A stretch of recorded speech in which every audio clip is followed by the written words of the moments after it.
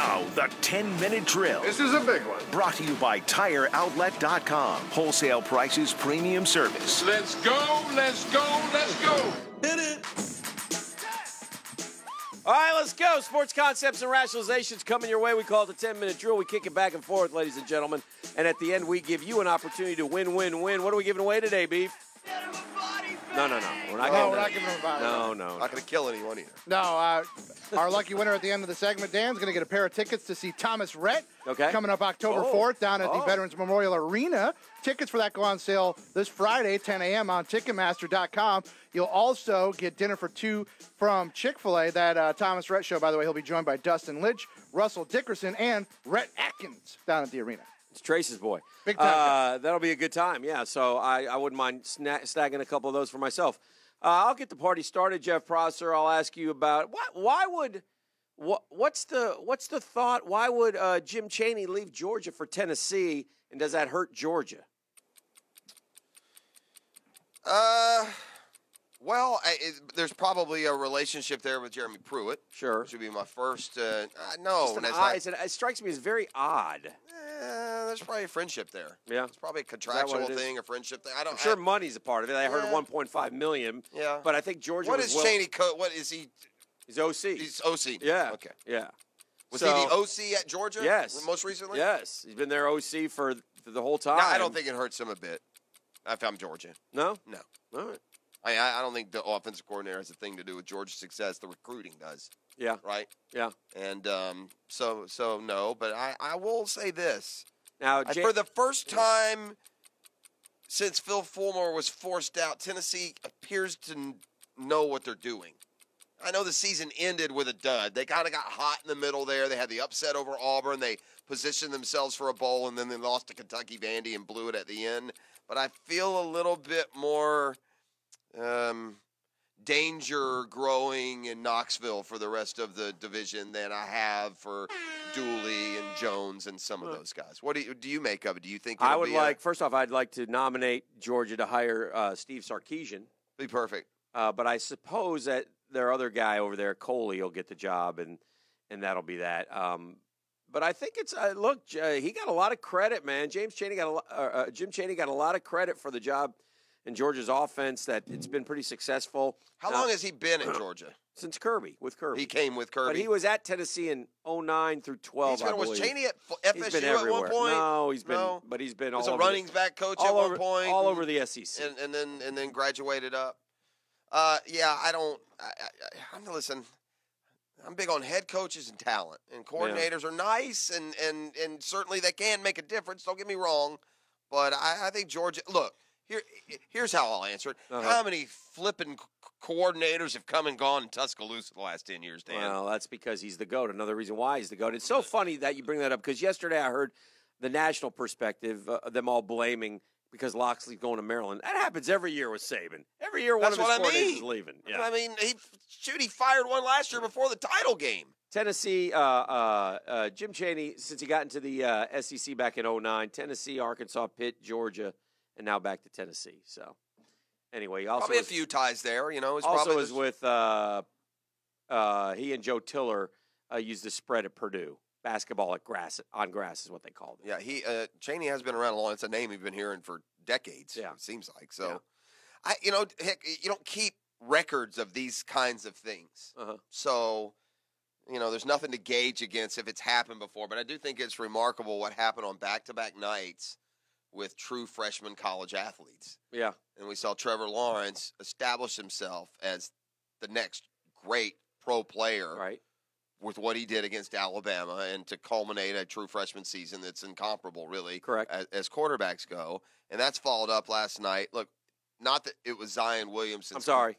I hate to interrupt you, but from here to four, I'd like Future Nick. No, Future Hawk. It wasn't Future Hawk Zion Williamson. You know what he is. He's a unicorn, and he's special. It wasn't his coming out party. That's already happened earlier this year. But he did even outdo himself last night. And Dan, with every game Zion Williamson plays, he shows off some new skill you didn't know he had. Yeah, I don't know. Why don't jump in real quick? He can handle. But I want to just say this though, when it comes to the history of it: 30 points, 10 rebounds, 5 assists hasn't happened at Duke since 1962. Okay, Duke's had a few good players since 1962. Yeah. A few good, triple-double level players. So to do something that hadn't been done at Duke since 1962 is on par with Trevor Lawrence beating Alabama. Yeah. Why? I heard you guys talking about this. To me, he's dead ringer for Barkley. That's what I see. Well, I Barkley see wasn't as fit as him, so that's why. But and big, 280 pounds. Zion Williamson. He's also much bigger than Barkley. I will say also this. He made 3 threes last night. He was 3 of 4, but he had only made 4 threes the whole season. He's adding that as he goes. Yeah, so that's something else to keep an eye out on. But he is. Hey, I'm okay. We did mention Barkley. Yeah, as part of it. It's hard to. But it's a slam dunk to me. That's. No, it's not a slam dunk to me, and that's Barkley was big, but he was fat. He was out of shape. He wasn't physically fit. This guy's built like LeBron. He's built like a linebacker. He is, but I think the whole fat was. It's just because he was heavy. He weighed a lot, but Charles Barkley was not like fat. Oh no, Charles Barkley was fat. You asked Charles Barkley. Charles Barkley was fat. Anyway, I'll ask you this though, in response to yours: who will have a better career if you projected Zion or Trevor?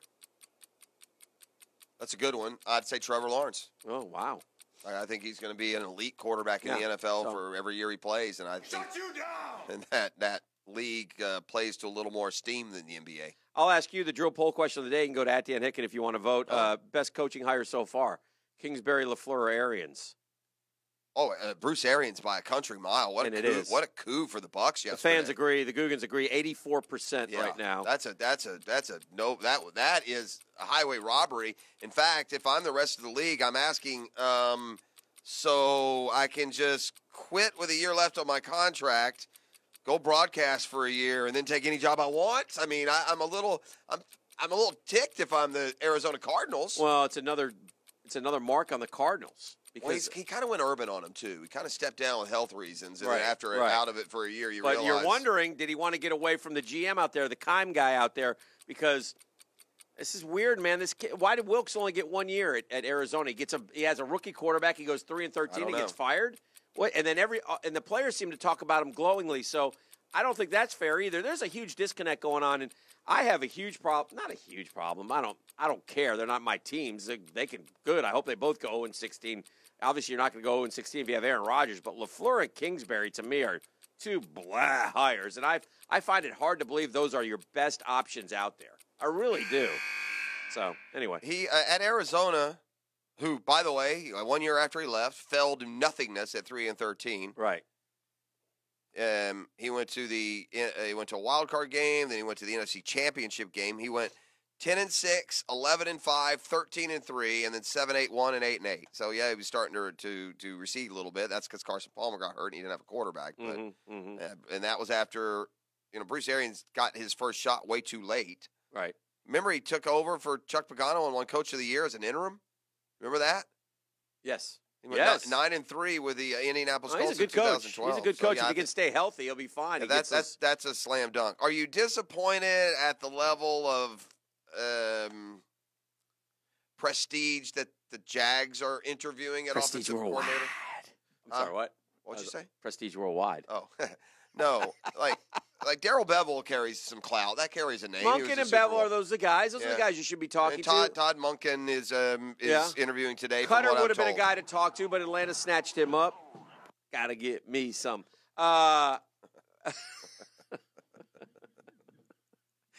think you're doing right. I just think it's been a very 77 degrees here in the studio. By the way, right now we're the hottest spot north of San Juan, Puerto Rico. Yeah, open a window. My God, I think hostile work environment. HWE. I think bringing those guys in is the right move. I just don't.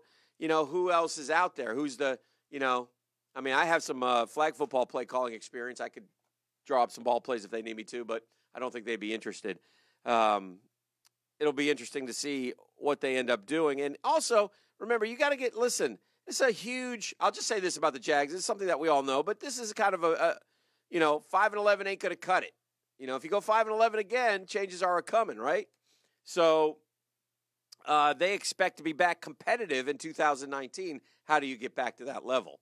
Well, By the way, he is a cousin of Jeff Monken, so there is a relation. We're not completely off our rocker. So we tried to tell you. Even though we said he. Last thing, I'll give you the Dan Hicken. I did not know that. Man, we got the Dan Hicken poll question. Yes. Dan Hicken, I did not know that. Yes. This Fantastic. is He's kind of a big brand. Yes. Kind of feel like when we're done, you should like autograph the lens of the Facebook Live, you know, like they do at the U.S. Oh, Open. right here. I like that. That's a great idea. Please Hold don't on. do that to my phone, Dan.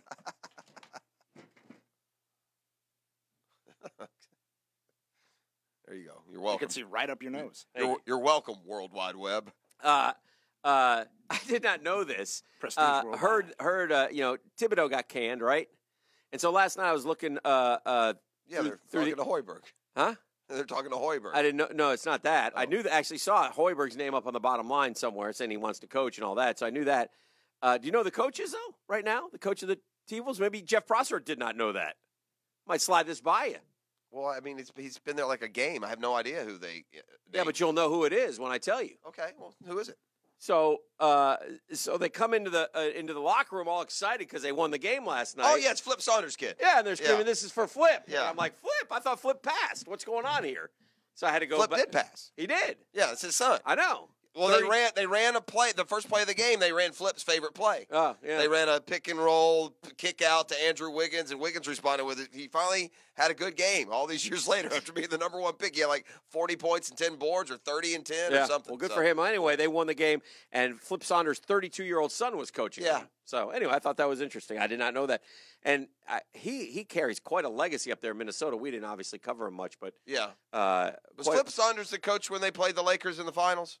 I'm going to say yes. I'm going to say yes, too. Yeah. When who played the Lakers in the finals? The T-Wolves. Oh, in the West Finals? Yeah, Yeah. that was Flip. Yeah. I was waiting for Beef to question me on that. But anyway. All I right. think you meant the NBA Finals. Well, I'm sure. like, I don't remember Flip going. But Flip, he couldn't coach Minnesota against them in the NBA Finals. Yeah, so I we thought maybe Flip had been skip somewhere that else step. before. Oh, no. Yeah, not that I'm aware of. All right, that's going to do it for the 10-minute drill. We're just getting the fun party started. We're going to see what's trending coming up next hour. Also, we began our yearly golf feature, Brunch with a Tour. So welcome our buddy Chris Reimer and see what kind of hijinks he's been into the last few months. And He's coming with some new gags, Jeff.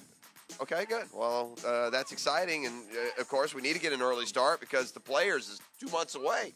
And don't forget, caller number 2 right now at 641-1010. Go see a concert, get some food from Chick-fil-A. It's all for you, Guggen. 641-1010. Let's go! That's right, Danny. Caller number 2 at 641-1010. Going to get a pair of tickets to see Thomas Rhett and Friends with Dustin Lynch, Russell Dickerson, and Rhett Atkins at the Jacksonville Veterans Memorial Arena on October 4th. Tickets for that go on sale Friday at 10 a.m. on Ticketmaster.com. And you'll also get dinner for 2 from our friends at Chick-fil-A. 641-1010 right now.